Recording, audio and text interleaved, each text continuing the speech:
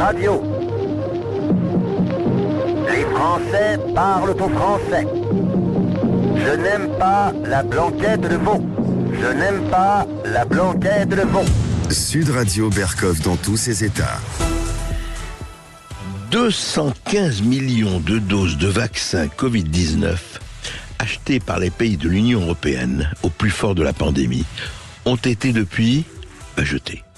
215 millions de doses jetées à un coût estimé pour le contribuable à 4 milliards d'euros. C'est ce que révèle une analyse du journal Politico. Et on pense que c'est une sous-estimation. On va en parler avec la députée européenne Virginie Joron. À tout de suite. Sud Radio Berkov dans tous ses états. Le fait du jour. Est-ce que chantait Jean Constantin, où sont passées mes pantoufles ? Mais alors là, c'est quand même, en tout cas, beaucoup plus grave et beaucoup plus préoccupant. Où sont passées mes doses ? Et mes doses, vous vous rappelez, pendant 2 ans, ça a été « donne-moi une petite dose, 2 petites doses, 3 petites doses doudou, etc. » C'était l'important, c'est la dose. Et puis là, on voit que effectivement, il y a eu des calculs et on se dit, mais alors les doses sont jetées, sont dépassées, sont périmées. Virginie Joron, bonjour. Oui, bonjour. Bonjour, vous êtes députée européenne, vous êtes et on vous reçoit toujours avec plaisir. Vous êtes dans la commission Covid et ailleurs, vous vous êtes battue pour la transparence, pour la venue d'Ursula von der Leyen, pour l'inventaire des SMS. Jusqu'ici, c'est pas simple, effectivement. On a vu où on en était. Mais alors justement, parlons déjà, Virginie Joron, de combien en fait, est-ce qu'on a des chiffres précis sur ce qui a été acheté et ce qui aujourd'hui est jeté? C'est toute la difficulté de l'appréhension de ce dossier, comme vous l'avez rappelé, manque de transparence depuis le début sur les contrats. Oui. Et en fait, c'est effectivement une des situations que l'on découvre, mais qu'on avait déjà bien visualisé en amont, puisque lors de cette commission Covid, pour rappel, c'était la Cour des comptes qui avait mis en avant le nombre de doses, puisqu'ils ont fait un audit, puisque nous, députés européens, on n'avait pas accès au contrat, tout était caché, et ils nous avaient signalé un montant qui était déjà énorme, puisque c'était, pour rappel, 4,6 milliards de doses. Donc déjà à l'époque, moi en commission Covid, j'avais demandé pour quel motif, qu'est-ce qui avait motivé la commission à passer cette commande, puisque ça faisait à peu près 10 doses par personne. Par habitant européen, c'est ça. Exactement, par milliards, citoyen. Voilà, d'accord. Donc c'est déjà un chiffre énorme. Est-ce que ma question était la suivante, c'était de savoir est-ce que c'était pas finalement un détournement de fonds publics, puisque 10 doses par personne avec une demande qui n'était pas aussi importante, ça pouvait présager effectivement d'un détournement de fonds publics. Pas de réponse à cette question, pas de justification par rapport à cette demande de pourquoi 4,6 milliards de doses, qui engageait la Commission à 71 milliards d'euros, ce sont des chiffres énormes. Et depuis tout ce temps, donc on a vu effectivement depuis 2021, depuis 3 ans, plus de 3 ans, la mise en place de stratégies différentes pour effectivement commander ces vaccins. Et on voit bien qu'aujourd'hui, grâce à l'enquête de Politico, qui se pose aussi des questions, puisque nous avons accès à un site qui s'appelle le CDC, qui est une agence aussi européenne, qui nous fournit donc des données concernant les stratégies mises en place par les différents États européens et ce qu'ils ont commandé. Et on voit que sur les 27 États membres, seulement 19 ont voulu répondre, 15 directement, 4 par voie des médias. Et on se rend compte qu'il y a à peu près, vous l'avez bien dit, une estimation au bas mot de 215 millions de doses à jeter, puisqu'il y a aussi notre réalité que vous pouvez retrouver sur cette même source, le CDC. Pour la 5e dose, il y a un peu moins de 3% de personnes qui se font vacciner avec ce rappel de la 5e dose. De la 5e dose, donc d'accord. On a un peu moins sur l'Europe, hein, sur les 400 millions, sur 400, l'Europe, c'est ça. 447 millions, donc 2,4% se sont fait vacciner avec ce rappel de la 5e dose. En France, on a 3,4%, donc on voit bien qu'il n'y a pas une grande demande de se faire vacciner. Voilà, de la 5e dose. Et donc on voit bien qu'il y a des stocks, qu'il y a aussi, et ça c'est un chiffre très important, parce que 4,6 milliards de doses commandées, et la réalité par ce site, c'est qu'il y a eu administré, donc ça veut dire reçu par les États membres, 1,4 milliard de doses. Ah bon? Vous voulez dire, Donc, sur les 4 milliards, jusqu'à présent, ouais. 1,4 milliard ont été reçus. Les autres, Voilà.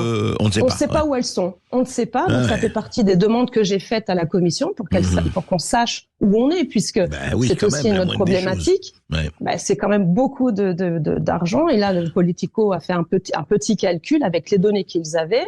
Et ils se retrouvent à peu près 4 milliards d'euros, en tout cas, à jeter, puisque là, effectivement, l'Allemagne a bien dit a répondu en disant qu'il y avait 83 millions de doses à jeter. Ouais. L'Italie, 50 millions. La France n'a pas voulu répondre. La France n'a pas répondu. Et pourquoi? N'a pas voulu répondre. C'était c'est aussi une autre de mes questions. Donc, je suis allée voir sur le site du gouvernement français où effectivement, il y a des fichiers Excel. On ne sait pas comment les lire. Donc, on a des lectures qui peuvent se croiser. Mais en tout cas, au niveau du site de l'ECDC, toujours cette agence européenne, on voit bien que la France a commandé 260 millions de doses et elle en a administré 160. Donc là, il y a effectivement, pour le CDC, pour cette agence européenne, on ne sait pas où sont 100 millions de doses. Les 100 millions de doses, oui. En fait, destination est connue, on ne sait pas, oui. D'accord. Donc 100 millions de doses, ça reste quand même le plus gros marché, puisque l'Allemagne en a commandé beaucoup moins. Et donc du coup, on se retrouve avec un stock, on ne sait pas si la France effectivement le tient bien, et donc ça veut dire qu'a priori ils vont devoir jeter des doses, puisque en France, je vous l'ai dit, la 5e dose, c'est 3,4% d'intérêt pour nos compatriotes. Pardon, Virginie Geron, Ouais. juste un mot. On connaît la date de péremption de ces vaccins. Je veux dire que quand on dit, voilà, ils sont périmés ou ils doivent être jetés, on sait exactement ou pas, là aussi c'est un secret défense, de savoir au bout de quelques temps, depuis quand, enfin, à partir de quand ils sont périmés. En tout cas, c'était dans les notices d'autorisation de la mise sur le marché conditionnelle. Et effectivement, certains laboratoires ont changé la date de validité. Au départ, c'était 6 mois, et puis après, on s'est rendu compte que certains États membres modifiaient par eux-mêmes les dates de péremption. Ah, d'accord. Donc effectivement, là, effectivement, on n'a pas de données très précises, et c'est au bon vouloir en fait des États membres. Évidemment, le laboratoire, plus leur durée de péremption est courte, et mieux c'est pour eux, puisqu'ils peuvent à chaque fois ressentir d'autres doses. Ouais. Mais ce qui est intéressant par rapport aux données françaises dans leurs fichiers, c'est qu'on se rend compte, puisque vous savez que maintenant il y a eu plusieurs variants, donc nouveaux variants, nouvelles doses qui prend en compte ces nouveaux variants, et on se rend compte dans les fichiers français que la France continue à stocker, en tout cas à commander, puisqu'il y a des différences de données, du Pfizer Wuhan. Le Pfizer Wuhan, c'est-à-dire que c'est la première génération de vaccins. Donc là, on voit que la France continue à commander des doses de première génération. Donc ça veut dire que là aussi, compte tenu de la date de péremption, je vous dis, plus de 3 ans, là effectivement au départ c'était 6 mois, on se demande si en fait, ils achètent pas pour jeter. Et donc c'est un non-sens aussi. On achète pour jeter. Effectivement, le problème qu'on a, c'est des contrats qui engagent les États membres à continuer jusqu'en 2027 à acheter des doses. Dans les contrats, ça va jusqu'en 2027. Voilà. Alors, effectivement, la Commission a renégocié cet été, par voie d'avenant, une prolongation des commandes jusqu'en 2027 avec une modification des tarifs. Bon, au départ, c'était 15,50 €, c'est passé à 19,50 € la dose, et maintenant c'est 19,50 € pour Pfizer. Et si on voulait, si on veut annuler une dose, c'est 10 €. Donc ça, c'est ce qui avait été dit lors de la commission Covid, et c'est quand même un engagement jusqu'en 2027. Et on voit bien quand des États membres veulent stopper un petit peu ces commandes imposées par la commission, comme la Pologne et la Hongrie, c'est Pfizer qui se retourne et saisit la justice. Donc voilà un petit peu dans quel traquenard on est arrivé. On l'avait dès le départ vu parce que c'était trop important cette commande de 4,6 milliards de doses avec, je vous rappelle, le dernier contrat de 1,8 milliard de doses pour Pfizer, négocié par voie d'SMS entre Madame van der Leyen et Monsieur Bourla. Et Monsieur Bourla, le PDG de Pfizer. Le PDG de Pfizer. Oui.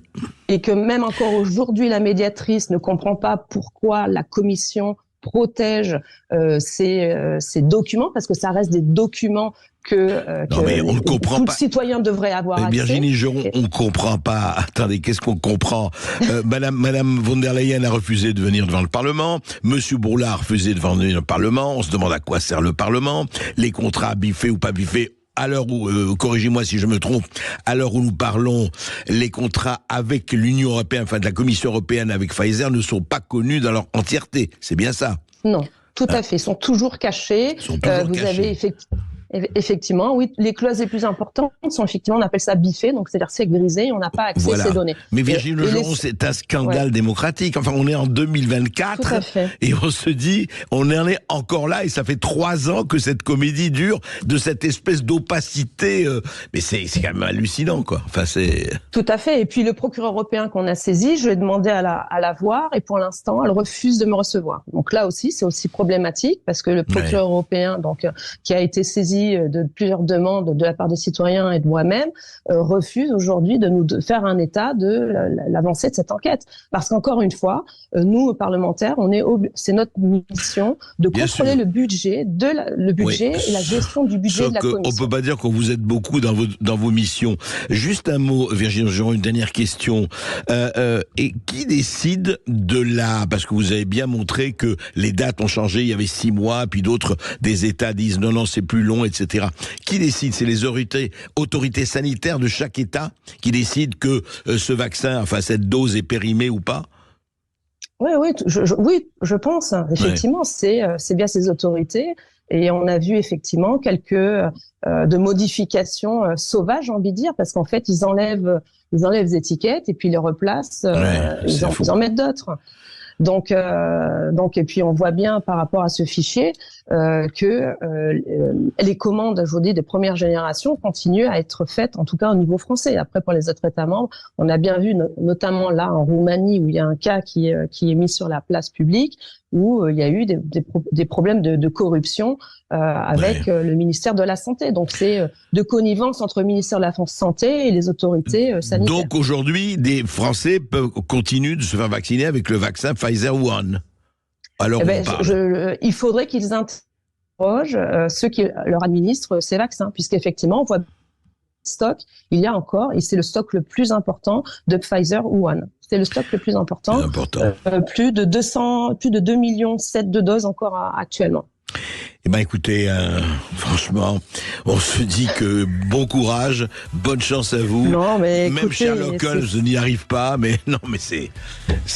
Mais on va y arriver parce que on a grâce à des journalistes qui sont aussi sur cette question depuis le début, grâce à vous aussi, voilà, ils font leur travail et on les salue parce que c'est vrai que c'est pas évident. La Commission ne nous aide pas, mais la médiatrice européenne, elle aussi, fait un travail en parallèle très intéressant et elle aussi a mis en avant le problème de la mauvaise gestion de la Commission, ce qui va nous permettre de rebondir et de continuer à faire ce travail parce que même si on a l'impression de ne pas avancer, eh bien le fait de démontrer que nous avions raison, notamment avec cette surcommande de doses, est un scandale parce que c'est de l'argent public. On voit bien qu'aujourd'hui on est dans une période de sobriété et je pense qu'à quelques mois des échéances électorales, ça sera aussi un sujet à mettre en avant. C'est clair. Parce que il faut en parler en juin, en tout cas pour les élections de juin, bien sûr. Voilà, parce que c'est l'argent des Français. Tout à fait. Merci bon courage et bonne chance, Virginie Legeron. Merci Virginie Legeron d'avoir été avec nous. Je rappelle que vous êtes députée du groupe Identité Démocratie au Parlement européen. On marque une courte pause dans Berkov dans tous ses états et on revient tout de suite. On sera avec Alice Cordier du porte-parole du groupe Nemesis. À tout de suite sur Sud Radio. Sud Radio Berkov dans tous ses états. Appelez maintenant pour réagir 0826 300 300.